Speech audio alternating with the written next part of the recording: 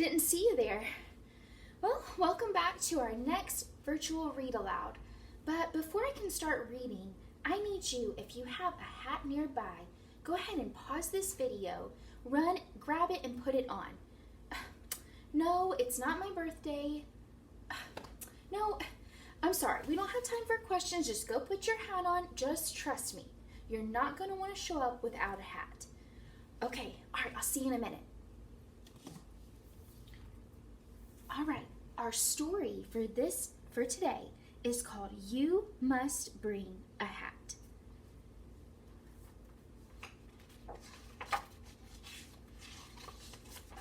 You Must Bring a Hat, written by Simon Phillip and illustrated by Kate Henley. I received an invitation to a party. You are cordially invited to the biggest, bestest, hattiest party of all time. Starts at 5:30 p.m. Wide Brim House, 32 Panama Avenue, West Trilby. You may bring as many extra guests as you wish, but you must bring a hat. Kindest regards, Nigel, host and fanciest hat judge. P.S. Seriously, don't forget the hat. The party depends on it. P.P.S. Try not to be late this time.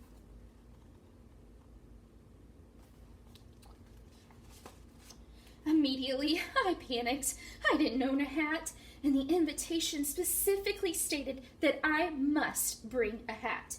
The party depended on it. I searched everywhere for a hat.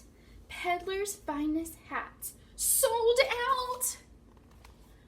Oh no. But the only hat I could find belonged to a monkey. That's a lovely hat. May I borrow it, please? No. I really need a hat for a party. I'll give it back.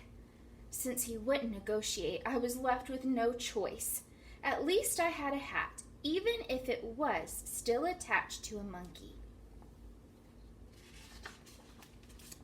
But on arrival, the security was pretty tight. Invitation, please, said the doorman. Apparently there were other rules, too. Sorry, sir, but we're under strict instructions not to let in any hat-wearing monkeys, unless they are also wearing a monocle. A monocle? What's a monocle? Luckily, we soon bumped into a badger named Jeff. He was just the sort of badger we required. I do beg your pardon, chaps, but are you, by any chance, after a monocle? Indeed we are. We need it for a party. I will lend this monkey my monocle on the condition that I may accompany you to your shindig. If you lend somebody something, it means that you let them borrow it. So the badger is going to let him borrow his monocle.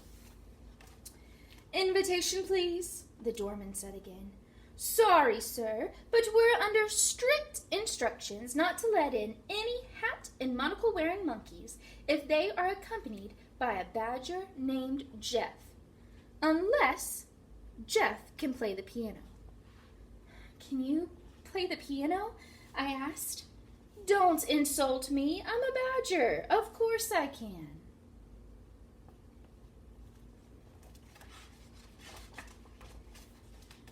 Jeff can play, I said firmly. I'm afraid we need to see that, the doorman replied. Oh, look. The monkey's running after something. Oh, it looks like he's running after a truck that maybe has a piano inside. Jeff was great on the piano, but we still had a problem. Sorry, sir, but we can't let this piano-lending elephant in. He's not wearing a tutu. Just my luck. There's never a tutu around when you need one. It said this piano-lending elephant. So if you remember from the last page, if you lend somebody something, it means that you let them borrow it. So it's saying that the elephant was the one who let them borrow the piano. We solved that problem surprisingly quickly. Surely now we'd be allowed in, but we'd failed to notice the sign. Under no circumstances is a tutu to be worn without the supervision of an accompanying penguin. Ugh! Martin kindly helped us out, and as he was a very clever penguin, we were already prepared for the next rule.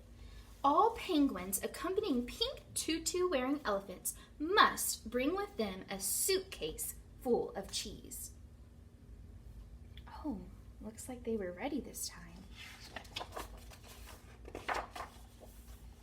But it turned out the cheese needed to be sliced, and none of us had thought to bring a knife. And that was when I'd had enough. Oh, he's getting really upset. Look, these are the silliest rules I've ever heard. Nigel clearly stated on his invitation that I could bring anyone I wanted so long as I brought a hat.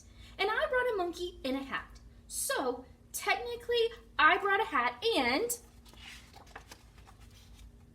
Nigel, said the doorman. Who's Nigel? This is Felicity's party. This isn't number 32? Next door. Oh, oops. Oh my goodness, he showed up at the wrong house.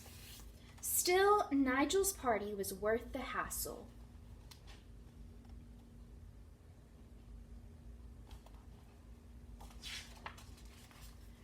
Even if we were a little late.